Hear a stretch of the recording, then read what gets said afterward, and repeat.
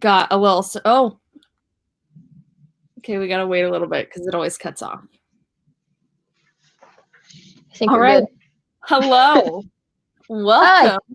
to 48-hour art check round 25. Yep. Yeah. Let's get started. I always have the hardest time introducing these things. What did you do in the last 48 hours, Kayla? I learned a lot more about Photoshop and how to manipulate photos using illustration in Photoshop. And that is mainly what I did. Did my job interview as well. That went well, but I'll talk about that more later. Yeah. So, sweet. What about you? Yeah, still working on that project that I can't show people. But I feel like I've made a lot of progress. And I'm almost done with part of it. So, Sweet. Yeah, that's that. All right. Challenges. I don't know. We were talking about this today. Life's actually pretty good right now. Learning Photoshop is a challenge. Super aggravating, actually. I wish I liked Photoshop. I can use it, and if I need to use it for a client, I will. But I really am starting to hate Photoshop. And like I used to kind of make jokes about hating it because I didn't know it, but now that I do know it better, I am hating it more. So that I'm actually having to go reshoot one of the pictures that I'm working on tomorrow. I have to go reshoot it because we originally shot the kid that we were photo shooting. The kids we were photographing, our model. I can't talk right now. My challenge is English. We shot him with a stuffed giraffe, and we need it with a stuffed teddy bear. And so we need the teddy bear because I can't Photoshop I can't Photoshop the teddy bear in there well enough for it to not be. Well, and that's kind of a really difficult thing to Photoshop out and then replace with something because that's a totally different shape. So well, yeah, and because of the way he's holding it too, and like the angle, like it's just not worth it. So, but I can't get in touch with the group member that has the teddy bear, so we're gonna see how this goes. Fun. Mm-hmm. Yeah. What about you? Challenges? Yeah, just what we were talking about. Life's actually like pretty good right now. Didn't really have much in the way of challenges. Making good progress, working hard, being really excited for future events. So yeah, I didn't really have any this week. So perfect. Yeah. Next 48. The next 48 hours, I guess today's Wednesday, right? Yeah. So from now until Monday, I am going to, I wanted to design a leave behind card, I think is what Kerr called it. Basically, when you go to an interview, you design like a little postcard type thing with all your information on one side, and you design the front of it and you give it to them. So it's like a business card, but it's different. Cooler. Yeah, it's cooler. So I was going to design one of those for my interview today, but I just ran out of time. I was so focused on project management and illustration. So I would like to design that, and then continuing on this children's book because deadlines are getting super close and it's getting kind of nerve-wracking. Yeah. But I get that for sure. Yep. Doing that. What about you? I will be working on this thing. How's the animation?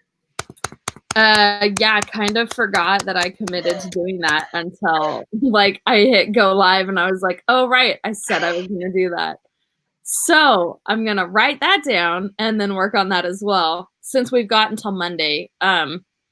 I kind of want to be done with this thing because I know that next week is gonna creep up on me faster than I think it is.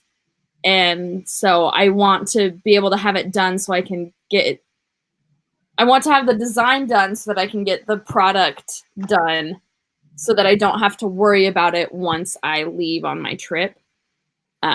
So I just want to have it. I don't want to have to worry about it. So I'm going to try and get it done before Monday. Hopefully before. Yeah, it's going to be done before Monday because there's going to be a lot to do after that. So yeah. Perfect. Yep. Sweet. I am excited for you to be up here. Me too. Did not change the banner. I know, I'm working on it right now and I can't. Oh, are you? I was about to doing wrong or not. I think I got it. Okay. Okay. All right. Well, we have our topic. Yes. We are going to be talking about getting interviewed. Yeah. Because Kayla just got interviewed. Yes. I've done a couple interviews in my time since graduating. So yeah. Since you just got interviewed, would you like to? I know it's my channel, but I'll hand off. It's all good. To you. No, it's all good. I can do topic introductions.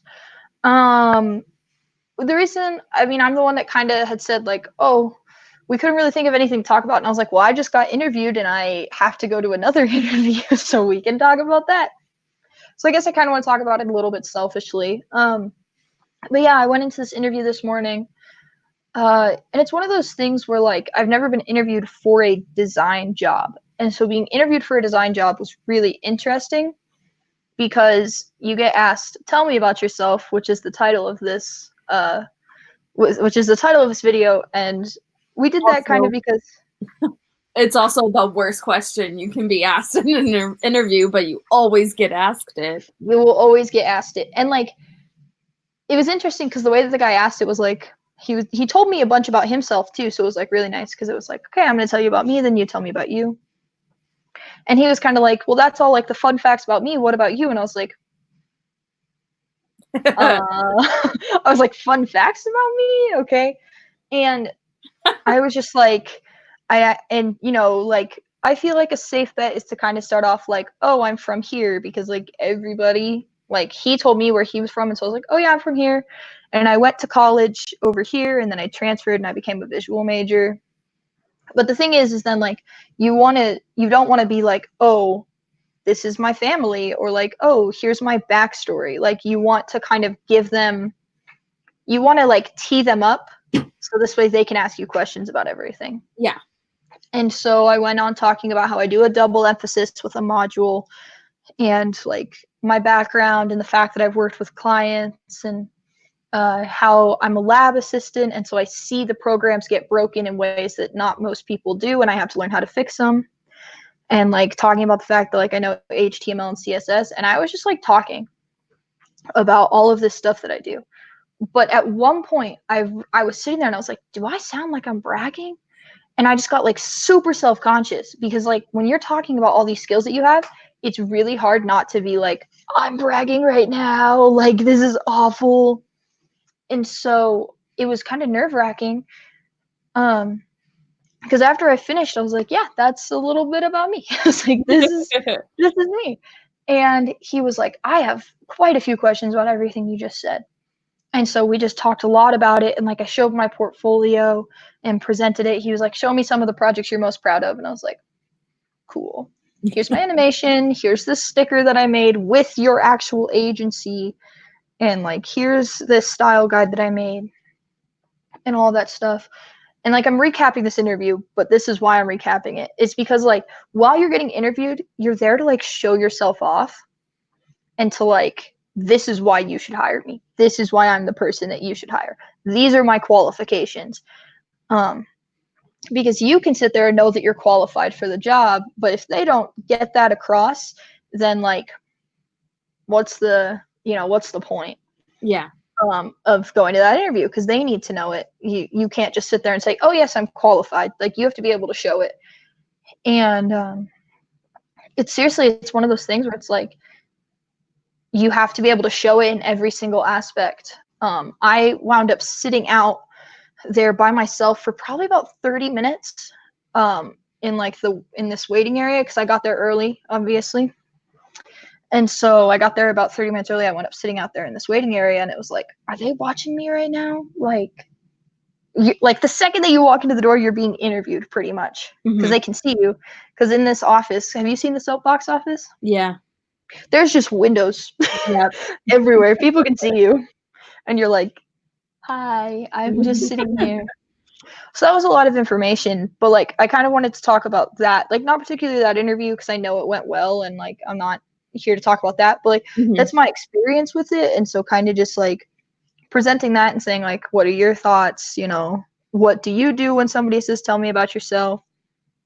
All of those fun things. So, anybody in the comments too, if anybody would like to participate. So the biggest thing with the "tell me about yourself" question that I know I've heard it before, but I don't remember who told me it. But basically, you want to keep it short. And the biggest thing is you want to tell people like what you're doing right now and what you are working towards. With like, I mean, like obviously they need to know what you're doing now so that it shows that you're actually working and you're like actively doing things, but also you want to show where you want to, or talk about where you want to be, because then they can kind of see you in their company, if that makes sense. So like, I want to be doing this thing. They're like, okay, well, we need one of these people. So that's great, you know? And I kind of just wanted to like hit on, you were talking about like being worried about bragging, but I think that like it's super important to like, you're going to end up, it's not going to be bragging because you're just showing your credentials and you want to show the best version of yourself. So like, it's not bragging because you are like, you're trying to do that. You're trying to emphasize that anyways. So, or I guess it is bragging, but it's not a bad brag. Like you need to be doing it. So yeah. Is there anything you were thinking about interviews? Yeah. So in our capstone class for our visual, emphasis, they talk a lot about, we do interview questions every day, 2 or 3 people, or every day in class, 2 or 3 people have to sit up in front of the class and like answer interview questions. And one of the biggest things that they taught us was this concept of giving star answers. And I don't remember I have it written down somewhere. I should have checked, but it is on Google. Yeah. Well, and I'm pretty sure I'm going to try and work through it. So star, so S is situation, T is task, A is action, and R is results, right? Okay. So like the first situation and tasks are important, but they're not the full spectrum of what you should be answering. And what you want to spend the most time on is the results, because that's most easy to relate to. And actions, because it shows that you can do those tasks. One of my most recent interviews, this is why I love interviewing about social media too, because like those are very easily trackable results. Like, so you can go in and have this question about like, okay, what did you do to help their social media? And you can set it up of like with my last company I did social media for was an art gallery, and they didn't even have an Instagram. So I started off like setting up that idea of like, they had a Facebook with like 30 followers and they didn't even have an Instagram. So I was able to go in and create an Instagram and create a schedule and follow a posting regimen every week. And I was able to build their Instagram by this many followers, and I boosted their engagement rate by this much. And so it's super important to end with those results so that they know that not only can you do those tasks, but you're good at it. Yeah. Yeah. No, I agree. I actually completely forgot about that. Because I was just kind of like, I don't know, I never thought about star. It was presented to me yesterday by a friend. Because I wasn't there for like the part of class where they were like really like teaching interview questions, and then this semester they haven't really done much with interview questions. Yeah. They've kind of done like rapid fire, like around the room type thing, but I think there's only been 2 days with interview questions. And so I didn't really think about that, but there was one question that I got asked today that was like completely like a situation question. And it was one of those things where like you had to talk about the action more than anything else, because it was a hypothetical, and it was, if you had a deadline tomorrow and you could turn it in with 75% of it done tomorrow or 100% of it done later, what would you choose? And like, I already have my answer prepared because we've talked about that exact question in class. Yeah. But it was one of those things too where it was like, that was a situation, there was a task. I needed to say my action and like not hesitate, you know, for it. Because like if you sit there and you go, that's a hard question. I don't know, you know, then it's like you have a tough decision to make. You have a split second decision pretty much. You got to choose. Yeah. And so that one was interesting because it was all about like the action, and like you had to choose what your result was. And so I think it's an interesting question. I'm not going to share the answer because I feel like that's like giving away. I wanted to hear what your answer was because I have an answer in my head, but I don't know if it's right. I'm not going to say mine's necessarily right. I've discussed the question with people before. Yeah. Because I've even had to make that decision myself with a client where it was like, okay, I can give it to you 75% of the way, or I can give it to you 100% but late. So yeah. Yeah, we can talk about that off camera because I want people to be able to come up with their own answers to that. But that's something to think about if you're getting interviewed. Questions like that, scenarios. Sorry, go ahead. No, I think it really comes down to like the split second, like when you're interviewing, you know, they ask you about something, you give them the situation, you give them the task at hand, you give them the action that you took, and then you give them the result. Mm-hmm. But when you're handed a situation and a task, you still have to be able to hop in and say, here's my action, here's my result, you know? Yeah. I have always wanted to be interviewed with hypothetical questions like that. Like I've never been in an interview that had a hypothetical question like that. Oh no, it was great. Yeah. I just feel like, I don't know. I really like those questions. One of the things I wanted to hit on was how important are you ready to move on? Yeah. Okay.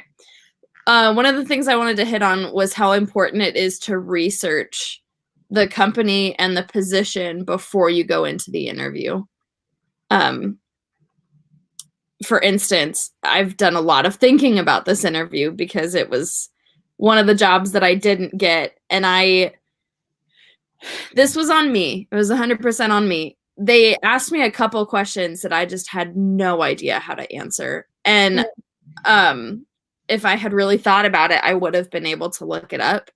They asked me about what grassroots marketing tactic I would use to grow their attendance at events. And like, I have heard the term grassroots marketing before, but I had no idea what that meant. Like, just over my head. Like, so I had to make something up on the spot, and like looking it up afterwards, I wasn't even close to like a grassroots tactic. So like grassroots are you looking it up right now? Yes. So grassroots marketing is basically, now that I know, you're specifically targeting a niche audience. And so you have to like cater your marketing practices to that audience and to like figure out the best way to target them. And like what I suggested was totally just like blanket advertising, like get everyone type thing. So it totally wasn't even grassroots. But if I had really like looked into the position, I think I would have realized that they were going to expect some sort of marketing. I was like prepared for their design, like the design, and then also the event planning portion of it, because I've done like, I used to work at an art gallery, and we threw like opening nights, hosting the artist, and like, so I was very used to that, and that was the questions I was prepared to answer, but I had no idea about marketing. And then the other thing was like, and I should have known this going in because I like remember hearing about it, but they also, so it was a sports team, but they also were in charge of a nonprofit. And if I had really thought about it, I could have done like simple research into the nonprofit, but I was so focused on the sports end of it that I didn't even think to do that. And so it really is so important to just research all aspects of the position that you're looking for and interviewing for so that you can be prepared for questions like that. Yeah. Yeah. Because you don't want to get stuck not having an answer and having to make something up on the spot and being wrong. Yeah, I agree with that. But I also don't think it applies to every single interview. And I'm not saying this just to like disagree, just for the sake of disagreeing, but like I feel like it depends on the type of job that you're interviewing for. Because for the past, I think every single job that I've had, I have never had to research the specific job that I'm applying for. Now, however, not all but like 2 of those have not been design jobs, and that's fine. But even when I was interviewing to be a presentation tutor, like I just knew the people there, and so I guess I was like doing research but not realizing it. You know, because like so the agencies that I applied for, I'm not going to talk. I might have said the name of it earlier, actually, but I'm not going to start talking about it now. But the agency that I applied for is one like through campus and stuff. And I just know people that are in it. And like I know professors that participate in it. And I know kind of what they're looking for right now. Did I pause? No. Okay, it froze on my screen.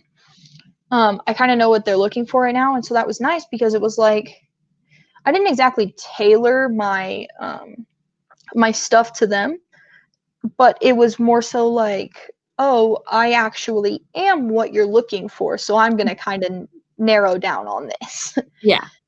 But I do think, I don't know, I feel like the grassroots marketing thing that you were talking about isn't quite like researching the company. I feel like that's more so like researching like marketing itself. So the reason I brought up that one is because if I had done more research into the position that I was applying for, I would have known I needed to know about marketing. Gotcha. And I kind of think that that's a little bit of a different situation that you're talking about because you do know, you knew the people there and you knew the company that you were applying for already. And so you already knew the stuff that you would have had to research. And so I think I think that in that situation, you didn't need to research because you already knew it, but you definitely should just research in general just to make sure because like it's much better to be on Kayla's end of things where like you already know all the information and you know what they're looking for versus mine where I did not know what was to be expected. Yeah. Yeah. It was also, and I imagine this is going to sound really bad, but I like didn't even know what position I was being interviewed for. Cause like the company, I applied for like 3 different positions from them and they didn't tell me which one I was interviewing for. And like one of them was paid and the other 2 weren't. And so at the very end of my interview, they were like, do you have any questions? And I was like, yeah, which position am I being interviewed for? And yeah. You asked that question? When else was I supposed to bring that up? You're just supposed to wait until you got hired. I wanted to know if I was going to get paid. Like, I'm not going to accept the position if I'm not getting paid. I've done so much unpaid work in my life. I feel like when they offered you the job, if they were going to offer it to you, they would have said which job. Yeah. Yeah, it's fine. It's fine. I actually had an experience like that exactly today. And I did something you were getting hired for. I did actually 1000%. So but I said it in a different way than which position. Well, I mean, I didn't say it that way either. I didn't come out and say, hey, which job are you interviewing me for? Well, so basically I applied for 2 teams. I was told to apply for 2 teams. They have a marketing team, they have a design team, they have multiple other teams as well, but these are the 2 I was applying for. Mm-hmm. I was told to apply for marketing because I have experience in social media and researching engagement rates and all those things. Mm-hmm. And then obviously I chose myself that I was going to apply for design because that is what I do. So when I applied for them, I only got an email back about the design team. And I never got an email back about the marketing team. When I asked somebody about it, though, they were like, oh, well, you might just be interviewing for both at once. So I went in, and the email that I got had specifically said design. And I was like, okay, I'm going to treat this like a design interview because I don't know how to treat this like a marketing interview because it actually, like, the art director, I think the art director had something come up and so they weren't able to make it. And so it was literally me and the manager of the agency interviewing. So I really had no clue which position it was. I had no clue if it was just design or if it was design and marketing. Like, I knew that design was involved, but it was like, cool. I don't know what part of the agency that you're over, but apparently you're over all of it. So anyway, so I was like, at the end of the interview, I was leaving and I said, hey, you're the one that was sending out all the schedules and stuff. I just want to let you know that I applied for both design and marketing, and this email said design, so I was treating it like a design interview. I haven't heard anything back from marketing, which is completely fine, but I just want to make sure that this wasn't also marketing because I would like to say a couple other things if it was. And he was like, no, like they have a lot of marketing people right now, and so they're like not even quite looking for new people. From my understanding. I'm going to repeat that. From my understanding, that is it. And more so also, like, I fit the design position way better than I fit the marketing position, which I agree with. But it was one of those things where it was like, treated it like a design one. I'm just making sure that I'm not being interviewed for both right now because, but I was also trying to be like, I'm just going to be upfront. Like, I did apply for both teams. And I'm really not upset if it wasn't working out with the marketing team because you just told me I'm going through to round 2 of interviews. So I'm fine with it. Like, I'm really not upset. I just wanted to make sure. But yeah, I just think it's interesting. Because I thought about it too, but the only reason I asked was because I was told to ask. Well, and I was told to ask too when I was talking to people. I was like, but like I have this interview, but I don't know what position it's for, and they were like, well, you should probably ask. So it's just so awkward. It's like, I should probably know this, but like, and here's the thing. Here's this is the way I see it. They never told me what position I was interviewing for. Like, if they had told me and I had forgotten, that would have been one thing, but they never told me which one I was applying or I was being interviewed for. So needless to say, everybody, know what job you're being interviewed for. And do your research about that job and about the company and about what will be expected of you. Yeah. Yeah. And I feel like also part of that kind of goes like into your portfolio. Like, somebody said, no clue who, no clue when, but they were talking about maybe you'll get to the point one day where you have enough projects in your portfolio that you have 10 and then you have some unpublished, and when you're applying for a specific job, then you pull out those ones and then you hide others. And it's not like you're hiding, but you're showcasing this specific work for the specific job. And I think that makes a lot of sense because like that kind of goes into researching what position you're applying for. Because I was applying for a design job. First off, I definitely don't have 10 projects in my portfolio. I have 6, and that's it. And so I'm not up at the 10. But like, it was kind of going along the lines of like, okay, if they ask to see this specific one, what am I going to show? If they ask to see this, what am I going to talk about? Because knowing beforehand that it was a design position and it was for this agency, and I had met the art director before and I had done work with the agency and all that stuff, helped a lot because it was like, okay, this is what they're looking for right now. Like, they need animators. I can do that. So my animation, you bet we're going to talk about it. Like, we're going to discuss this. Yeah. And it was really nice. It was at one point in the interview, I was asked like what Adobe programs I would say I have experience in. And I literally was like, okay, I think I listed like probably like 5. I like, you know how like when you like swipe up with 4 fingers on your Mac, it pulls up your doc? Yeah. I pulled up my doc and I was like, these ones plus these ones. I was like, I gotta look really quick because I'm forgetting some of them. Like, I'm gonna check really quick because I already have my laptop out.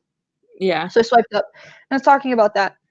And it was seriously like, if I didn't know what job I was applying for, I wouldn't have been able to list the more important ones first and then the other ones after. But I also know what teams they cooperate with. Yeah. And so it was like, okay, hey, I have obviously Illustrator if it's a graphic design position and we're all using Adobe. Illustrator should be like top. So it's like, okay, I have Illustrator. And I also know a bit of Photoshop. I'm learning Photoshop because I'm a project manager right now. And then I know After Effects because of animation. And then from there, I kind of was like, and then I know these other ones. And like, those are kind of less important because like, I'm a design person, but like also, hey, I can, I can do this stuff too. If you need somebody to understand it, I can do it. So yeah, researching it is good to know. And also like researching what the other departments of the company, I guess, are. Yeah. It's good to know too. Like, oh, if there's a design team and a social media team, you're probably going to be working together. Yeah. And they're not going to ask you, oh, how will you work with our social media team? But if you say, oh, I know how to work with a social media team because I was, a social media manager or whatever, like that's really good. Yeah. So I don't know. I agree with you on it took me a little bit to get to agreeing with you, but I agree with you. Yeah. About researching. It's important. Anything else? I think this might be a shorter topic today. Yeah. There was just one thing that I was thinking about just now. Yeah. And I can't remember what question. This was back in this class that we were talking about. I can't remember what question was asked, but I remember one girl was talking about like a social media person she admired and like a podcast that she had been listening to. Mm-hmm. And she talked about it in her answer and incorporated it in her answer. But like the teachers loved that and they talked about how it shows that your interest in this job goes farther than it just being a job. Like if you're listening to podcasts and following people on social media and watching videos and like paying attention to the people that are doing good in your field,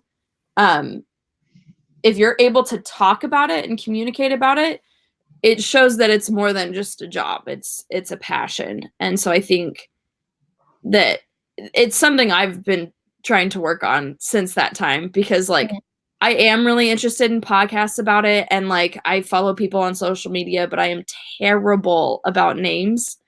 And so like I've been trying to really remember names so that if that situation ever arose, I'd be able to be like, oh yeah, well, this person who talks on this podcast. Of course, now I can't think of any.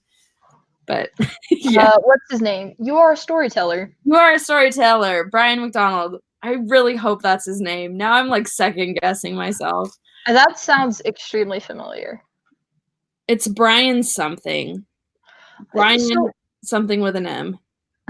Brian M. Thank you, Brian M. Yeah, I like that because there was a girl in my class too, and she was asked, who do you admire? Like, who do you look up to? And she was like, all 3 of you guys are in the room. Like, all 3 of you guys are here, which is 1000% honestly the position that I would be in if I was asked that question. Like, who do you look up to? Oh, yeah, the professors that are like my mentors that I look up to and get advice and like do everything that they do because they're really good. Yeah. And like I keep up with all of their projects because like I know what's going on. Yeah. But I also like, as you're thinking about it, I should probably find other people because I do follow a couple of other people especially on my business page, on my business account, I follow a lot of like art. There's this one guy, Chris Doe. His stuff is pretty cool. He has a lot to say.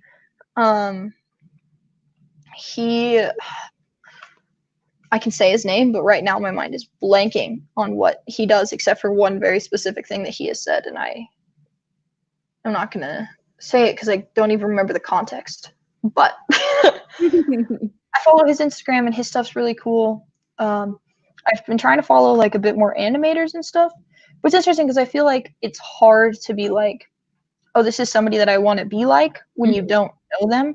Or it's like, who do you admire in the community? It's like, I admire their work, but I don't necessarily admire them because I don't know them.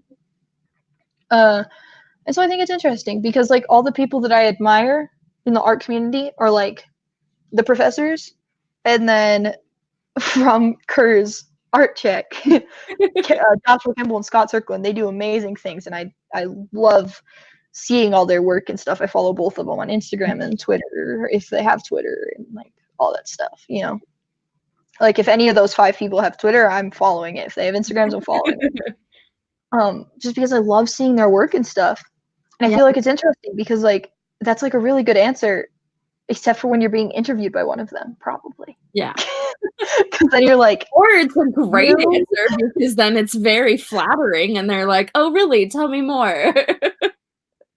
Yeah, but with the person that's going to be interviewing me, I don't know. Yeah.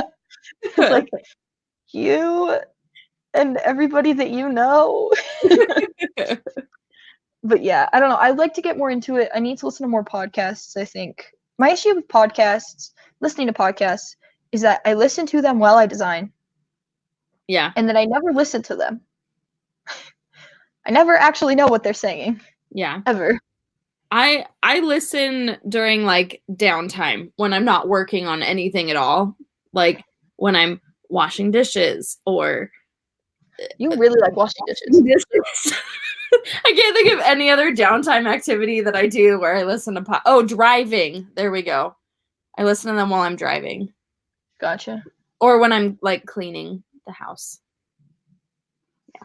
Yeah, I should do more stuff like that. I just never pay attention. I need to see people talking, which is why I like watching the 48-hour Artcheck, and why I'm constantly like trying to find people. Oh, Peter McKinnon. Oh, I hope that's his name. Oh, right. Like my biggest fear is like, yeah, I'm really into this person, and it's like, oh, that's not even their name. Yes, Peter McKinnon. Haha. Amazing photographer. Like amazing. Does a bunch of YouTube tutorials about like how to do this, how I'm actually like how to edit things. I literally saw a video of his and I watched it just because he was like editing photos on my iPad or something like that. And I just watched it for like a couple of minutes. Just watched him editing pictures because it was very nice to watch. Like it was satisfying because it was like I saw all the editing and then he put up like the original versus the new one. Anyways, his stuff is like super cool. I don't know why I got to that. Oh, you're talking about I need to listen to more podcasts people that you're inspired by. Yeah. Yeah. Like I couldn't listen to somebody, just listen to them talk about editing something for 10 minutes, but I can watch you edit something for 20 and be completely content. I don't know. Yeah. I need to get more into that. It would probably help my interview thing. The next week I'm going to be like finding all of this stuff, because phase 1 is easy with interviews because it's always tell me about yourself. But then like you get past all that stuff in phase 2, you're like, I have no clue what's going to be asked of me. See, we've gotten past tell me about yourself. Me is like I am so much more I'm so much more comfortable with the phase 2 area, like with the deeper questions that are about like stuff that you've done and what you can do and what like you think you're going to be doing, but like the get to know you always throws me for a loop. Like it's always like, I don't know, what do you want to know? Like like that's always like in every situation, that's always my default thought that goes into my head. And so it's like I have to rehearse that part to a T, or I like doesn't go well for me. No, I'm gonna be straight up. Like when I walked into the room, I I knew 2 things I was going to say during the tell me about yourself, and that was it. And I just kind of winged it. I would do phase 1, I could do all day long. Like, if you want me to talk about it, fine. If you want me to show you my portfolio, I can do it. If you like any of that stuff, because I have a knowledge of a lot of things, and during the tell me about yourself, I just say it, and then they wind up asking me about my knowledge of things. And so it's like, yes, I can talk about this. This would be great to discuss. But phase 2, it's like they're going to hit me with some scenario, and I'm going to go, can I think about that for like a minute? Like, I'm always really good about like, yeah, this is exactly what I would do. Like, here we go. That's why I always wish I could be interviewed with those hypothetical questions, because like I kill at those. I'm ready. oh my gosh. Maybe during 462, I should be like, special request, can we do interview questions about hypotheticals? And can I be asked one, please? Yeah. Because that would be nice. Yeah. No, I don't. How would you rehearse for something like that? You just have to practice interviews. You have to sit down with someone who has questions like that, and like you just have to get used to getting asked those questions. Okay. Yeah. Good There to know. was something else that I wanted to touch on, and I forgot. I have something while you think about that. Just like a little like piece of advice, I guess, for getting interviewed, because this helped me today. If you get through to the interview round, I did not know that there were going to be 2 rounds of interviews, so I thought like interviewed and then hired. Found out today that there are 2 rounds. But if you get through to the interviews, at one point I just had to go, okay, what is the worst that could happen right now? What is the worst that could happen right now? And when I was doing that, it was like, okay, I wouldn't get hired. Nothing else could happen. There's no other worst case scenario. I don't get hired, but I get job experience, or not job experience. I get interview experience, because like I feel like when we're going in for an interview, we're like, this is the end of the world if I don't get this job. The absolute worst thing that could happen is this. And it's like, well, the absolute worst thing is like, oh, maybe I say this wrong or I do this wrong or whatever. But still, the worst outcome from that is that you don't get hired, you know? Yeah. So I feel like it helped me relax a lot, because it was like, when I went in, I was like, if I don't get hired, I don't get hired. Yeah. I would really like this job, but I could also, you know, be okay. work at some other pizza joint or something, work at some pizza joint or something and still make money. Do I want to work there? No, I really don't. But like, if I need to, I need to. Yeah. So I remembered what I wanted to talk about. I wanted to talk about how important it is to ask questions yourself. Like when it gets to the end of the interview and they're like, do you have any questions? You need to be able to have at least 2 or 3 questions, because then it shows that you're thinking about the job, you're thinking about the position. But it also helps you figure out, like, I think that sometimes we get so desperate for jobs that we forget about the interviewing process isn't just to see if to see if they think we'll fit in, but to see if you think you'll fit in, and to see if that job will be a good fit for you. And so you always need to have like at least a couple questions that you can ask the interviewer. Yeah. And there's a bunch of like really good default ones. You can just Google them. I have a couple default ones I always ask. So you should send those to me. Yeah. Well, I'll just say one right. Like one of the ones I always ask, and this comes from like personal experience in a job that I had, where like I am very, very like quality driven. Like I want to do good work. And I was in a job where like it didn't matter how good the work was, it just needed to be done. And that was a situation that was kind of frustrating for me. And so now I always ask, like, you know, in a perfect world, you could have really good work done at a fast pace. But when it comes down to it, will your company choose quantity over quality? So. Okay.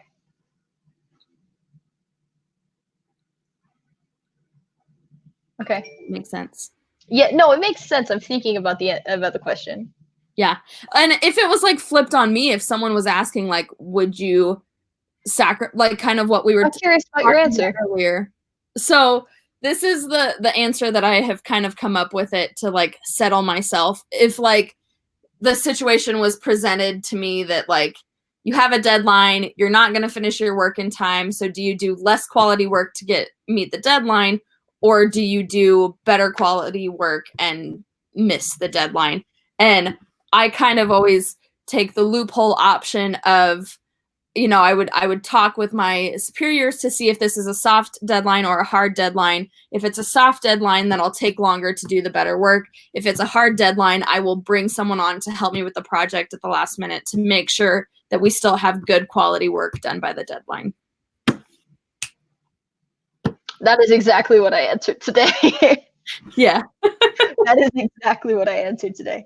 I think I worded it differently for sure, but I basically was like, you know, if I'm presented with this option, it depends on the client.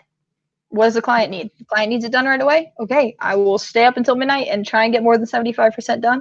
But if I have to send it in, I have to send it in. If the client can give me a day or two more, I'll make sure that I get 100% in, and that's it. Yeah. You know, but yeah, that was the answer that I gave. Was definitely like, depends on the on, you know, on what the client needs and what does my supervisor say. Because I was like, I would go to the art director, and then they would probably talk to the account executive, and then the account executive would ask, and you know, all that stuff. Yeah.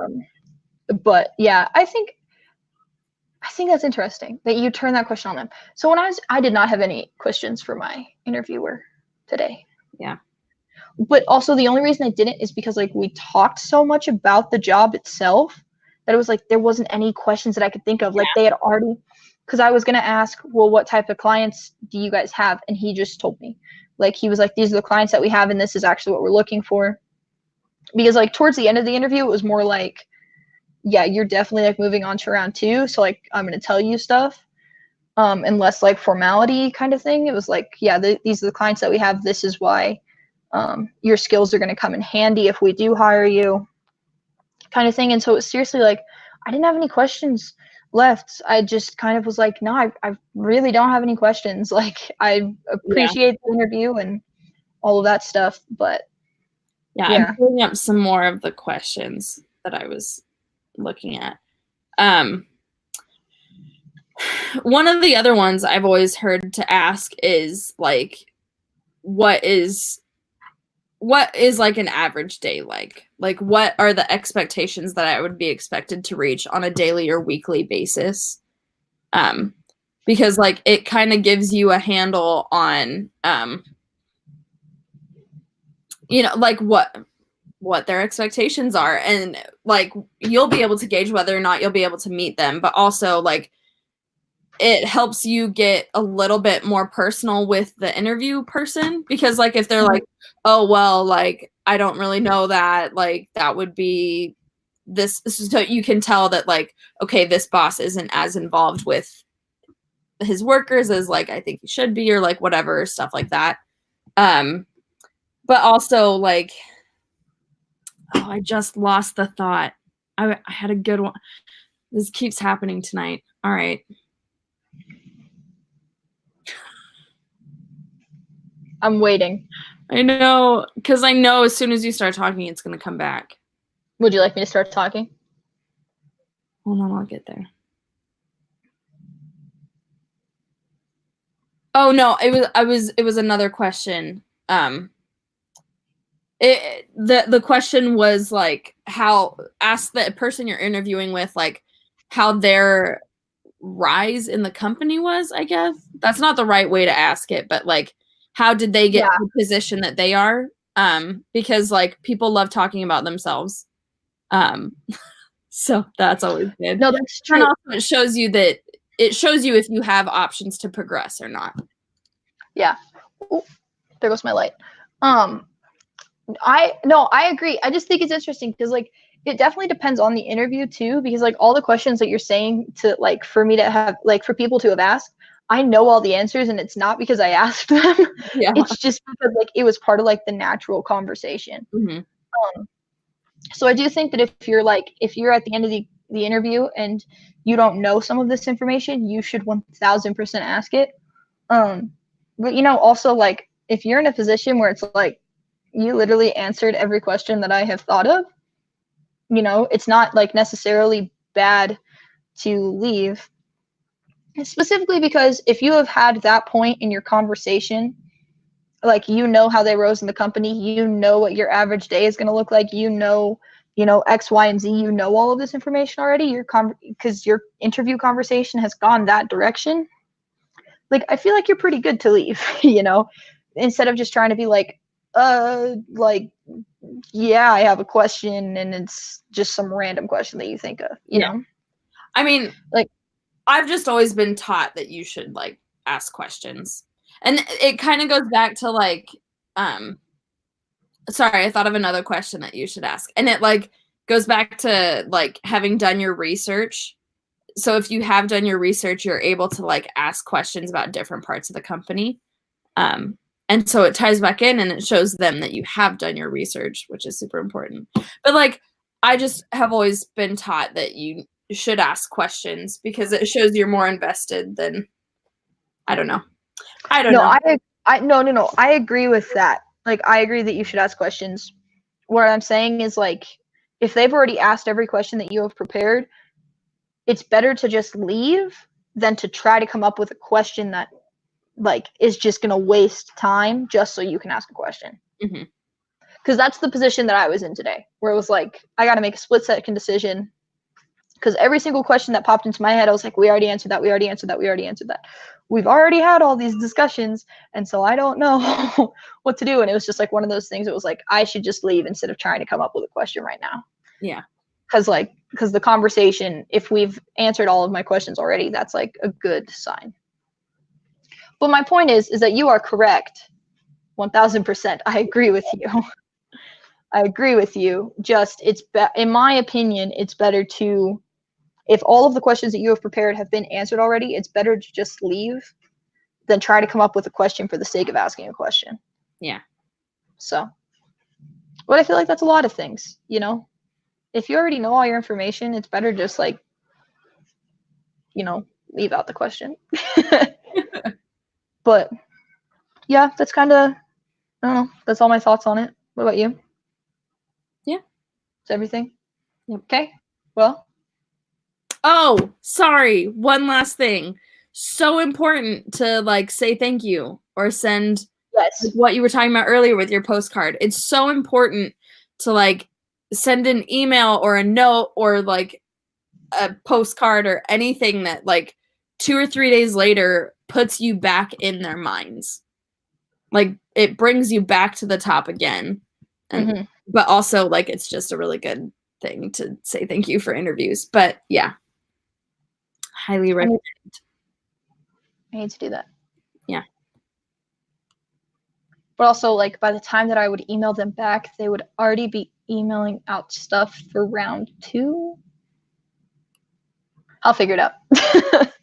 and sometimes it might just be like after round 2. But yeah, generally 2 days is what I've heard is 2 days after your interview, you should send a thank you. Okay. Yeah. I will keep that in mind. Yep.